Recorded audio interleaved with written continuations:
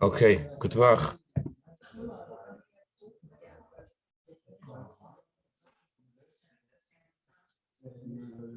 All right. I'll share tonight, Mr. Shem, two incredible stories, and both have a similar theme.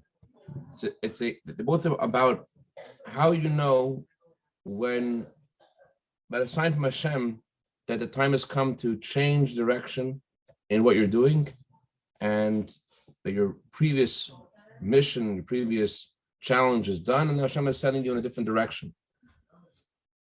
It's very relevant to each of us because at all times we have to pay attention to where Hashem is sending us. Just like when the Jewish people were traveling in the desert, there were clouds guiding them to go know which direction to go. In a similar way, Hashem guides us in our life as well. We need to pay attention to what Hashem is sending our way.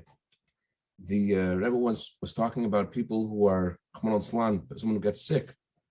And the person, because he's sick, he has to stop working. He has to stop doing everything he usually does. So the Rebbe said that you have to feel the truth, that when God says to camp, you have to camp. When God says to travel, you have to travel. Thank you. I dedicate this to Rabbi Reichik, Rafu Keva Shlema, Rabbi Shimon Halevi, Ben Leil, Chaim V'rach.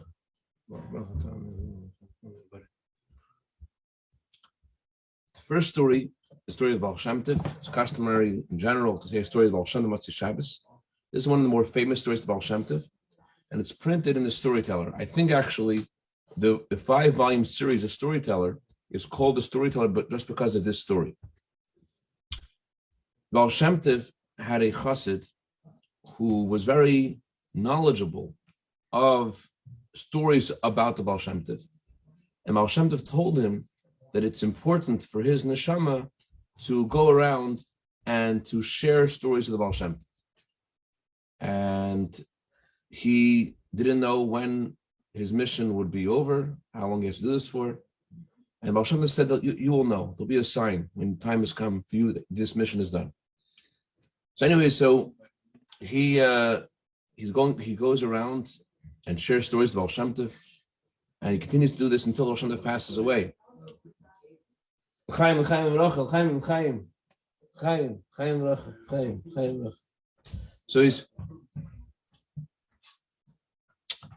he hears that there's a very rich man of Vitebsk who would pay 5 ruble for every new story about the Baal Shem Tov you've never heard before, and 1 ruble you would pay for a story that you already heard. So this was great. You're going to go to this man, he's going to share with him all the stories he knows about Baal Shem Tov. It'd be amazing. He arrives on Thursday night. Thursday night he's very tired and doesn't have a chance to share any stories on Thursday night. And he goes to sleep and he wakes up and he doesn't have a chance to see the host until Shabbos. Comes Friday night by the dinner, by the Shabbos table. And his host asks him to share a story of Baal Shem Tov. But lo and behold, he cannot remember a single story of Baal Shem Tov, not even one story. Same thing happens Shabbos afternoon. Same thing happens Motzei Shabbos. Never happened to him before. He can't remember any stories of Baal Shem Tov. Doesn't know what's going on. And he stayed longer. He stayed Motzei Shabbos. He stayed Sunday, hoping that he would remember a story of Baal Shem Tov. He just couldn't believe it. And his host felt bad for him, but listen, he didn't say any stories of Baal Shem Tov. So the guy is about to leave. It's already a few days after Shabbos. He gets on, puts his foot on the wagon, and then he said, "Oh, I have a story." What was the story? He said one day the Baal Shem Tov gathered 10 chassidim together, 10 of his students together, and we traveled together to a far off town. When we came to the town, we saw these torches in this town square, and these huge crosses. And Baal Shem Tov guided us to follow him in these side streets until we came to the Jewish ghetto. We came to the Jewish ghetto. He knocked on the door and banged on the door until someone answered and said, "Hey, what are you doing? Why are you outside?" And he opens the door, he opens up all the locks, and he lets the Baal Shem Tov in. He said, they're going to come any minute. This is one of the worst holidays. It was Easter, and there was a pogrom planned to ransack the Jewish ghetto, and all the Jews were hiding. So the man who let the Baal Shem Tov and his students in says, "You don't know why you guys outside? You're insane. Any minute, this whole area is going to be filled with thousands of people, right, to kill Jews. So Baal Shem Tov told one of his students to go to the town square and to go to the bishop at the town square and to tell him that the Baal Shem Tov wants to speak to him. So this student happened to be the storyteller himself. He went to the town square, and the town square is full already with thousands of people. And he managed, and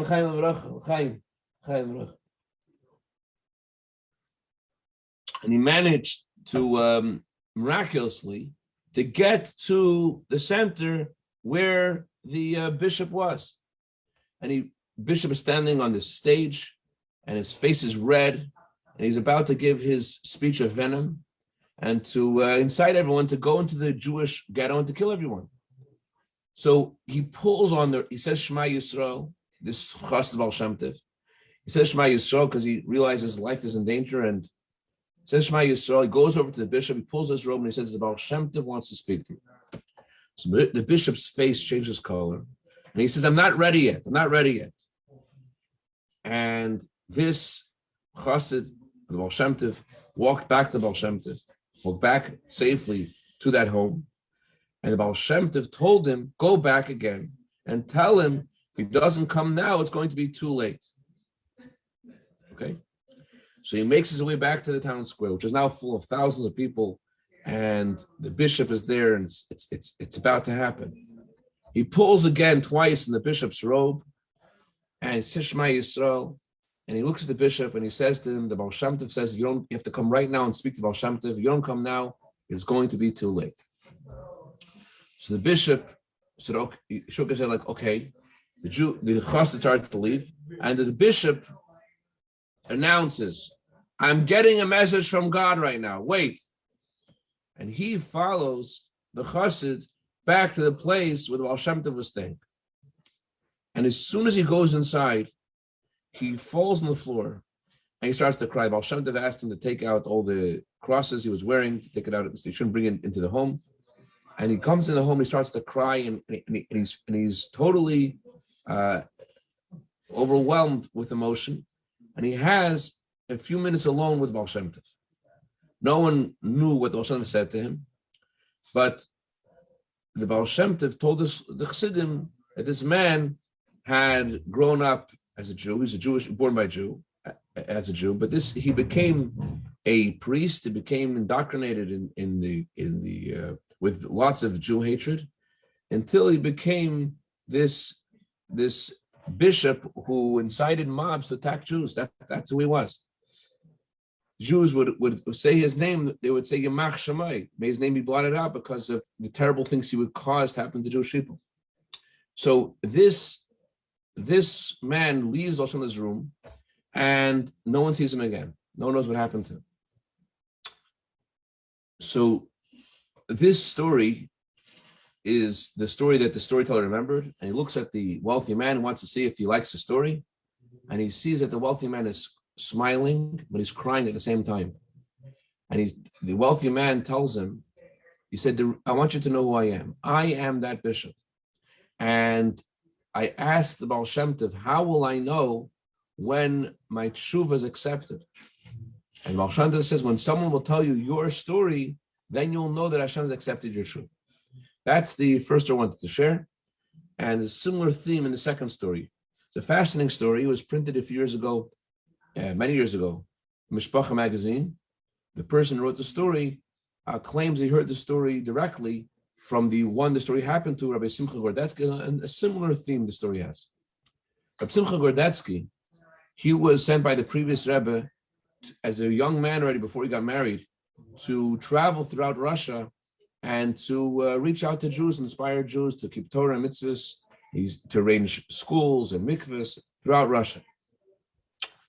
So Rabbi Simcha Gordetsky would report back to the previous Rebbe every month or two.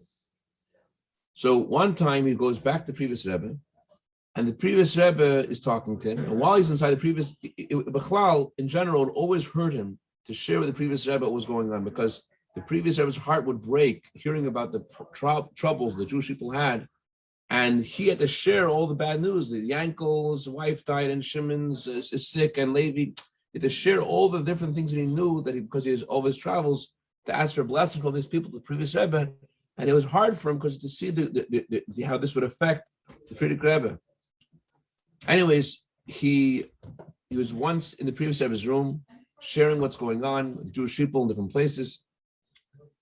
And the Frierdiker Rebbe tells him he should wait.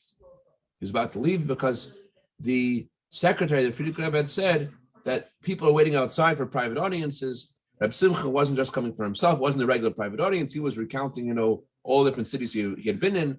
And all the people who were waiting outside just had to speak to the Frierdiker Rebbe about private, personal matters. So the secretary was suggesting that everyone's waiting outside and that Reb Simcha should go now and continue another time later. So the previous Rebbe said he should stay. He should stay towards the outside of the room. And everyone came into the previous Rebbe's room, and he was there, and he saw the previous Rebbe's audiences with other people until everyone would leave, and then he would go again and continue talking to the Frierdiker Rebbe. That's the Frierdiker, he should stay. And he said he saw 3 audiences with the previous Rebbe, and each audience was more puzzling than the next. And years later, he found out the meaning of these 3 audiences. L'chaim, listen to this mice, it's amazing. Listen to the story. Listen, it's not bad, it won't hurt you. Listen to the story. Listen. It's a good story. Listen, it's a good story. This guy comes in the previous Rebbe's room. Can you hear me? Can you hear me? He goes in the previous Rebbe's room, and he says, Rebbe, did I understand the sign? And the previous Rebbe looks at him, and he motions with his head, yes, you understood the sign. That's the first audience. The guy leaves. Right after him, another person comes to the previous Rebbe's room, and he says to the Frierdiker Rebbe, it's me. You hear? The second person, can you hear me? The second person comes to the previous Rebbe's room, and he says, it's me. And as soon as he says it's me, he faints on the floor on the spot. And they had to revive him and take him out of the room. A third person came in the Frierdiker Rebbe's room. This person, you could tell by the way he was dressed, that he wasn't the chassid of the previous Rebbe. He wasn't there. He wasn't the regular chassid. And he comes into the previous Rebbe's room, and he gives the Rebbe a list of questions. And apparently, the most important question to him was the last question. But the previous Rebbe, apparently, for whatever reason not known to him, did not want to answer the last question. So the guy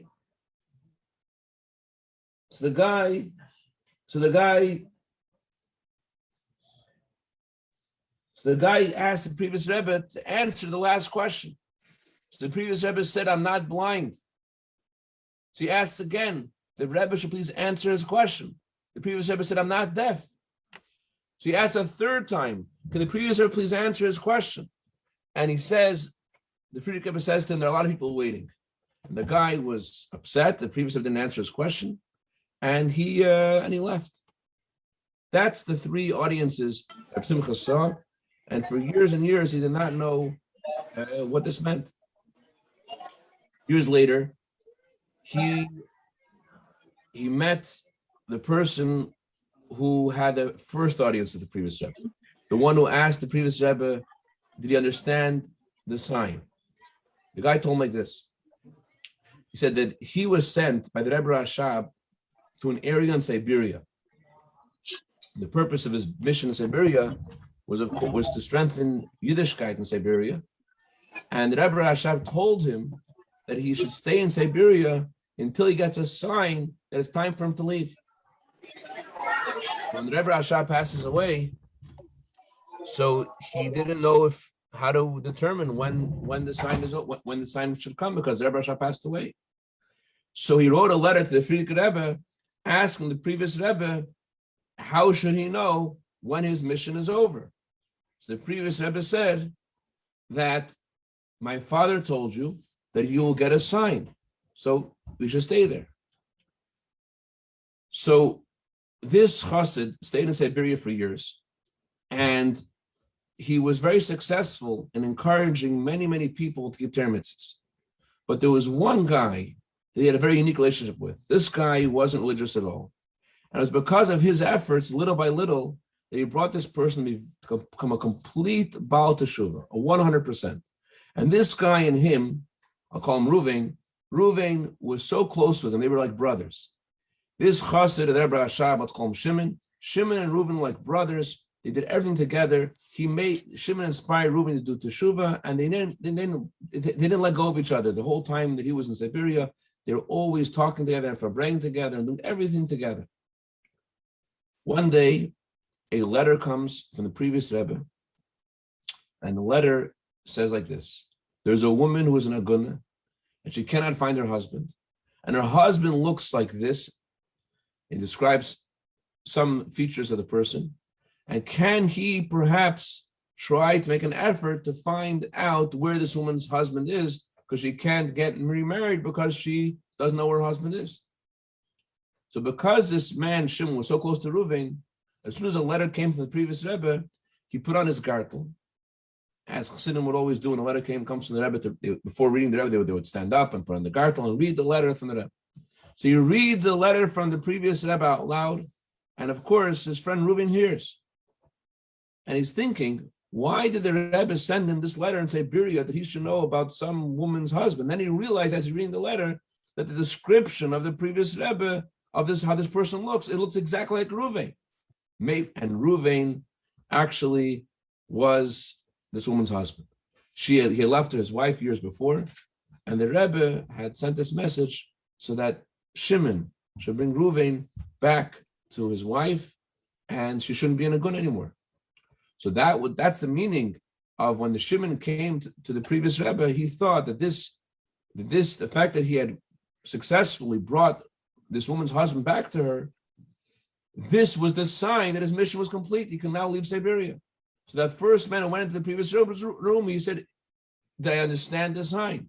So the previous Rebbe said, "Yeah, that was the sign." The second person was the woman's husband. And when he came in, he says, "Rebbe, it's me," meaning he is the guy, he is the husband of this woman.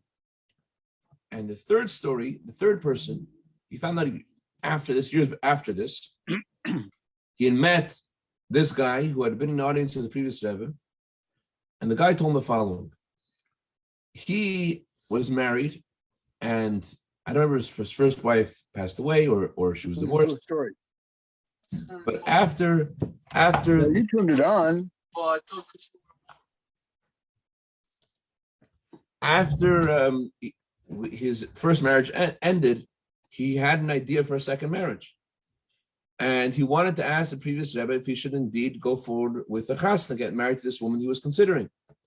So the previous Rebbe didn't answer him. And that's what he asked 3 times. The previous Rebbe didn't answer. And though he asked 3 times, the Rebbe didn't answer. What happened? He said he didn't realize before he had gone back to his city, this woman who he was thinking of marrying had passed away. So the Rebbe apparently didn't want to pain him with this news suddenly. He should hear that his wife, that is, what he had thought that he wanted to marry, had passed away. The Rebbe just didn't answer him. And that's the story of the 3 mysterious audiences that Reb Simcha witnessed. And again, the point is that sometimes the Eibush gives you a sign what your mission is and when it's time to change. Similar in this week's parsha, it says in the second aliyah, Yaakov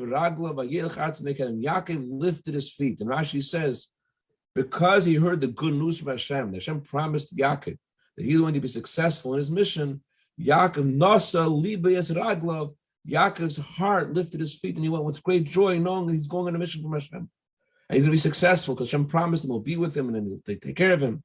In a similar way, it's customary, on Motzei Shabbos, it's customary to sing the song, Al Tira of the Yaakov. Don't be afraid, my servant Yaakov, because on Shabbos, the Jews called Yisrael. And then the extra neshama leaves on Motzei Shabbos, and all we're left is with part of the neshama, which was called Yaakov. So Hashem announces to every Jew on Motzei Shabbos, Al Tira of the Yaakov, I'm going to be with you, I'm going to protect you. And Hashem gives us the right signs that we should know that we're not alone, that we're on the right track, and we're going on the mission of Hashem. Till as Yaakov went out to Mekedem, to the mission that Hashem sent him on. And bottom line is that the We're heading towards Yerushalayim Rakesh Mashiach Tzekenu. And the last seconds of Golos, we got to go Nas Libes Ragla. We got to go with, we have to let our heart lift our feet, to go with the joy and gladness of heart, knowing we're not alone until we should see Mashiach Tzekenu. L'chaim v'racha. Good vach. Good luck. Thank you. Any questions, comments? All right, good vach, David. Good vach, Roni. Good vach, Chol David. Good vach, Yuda. Good vach, Rebbe. Good vach.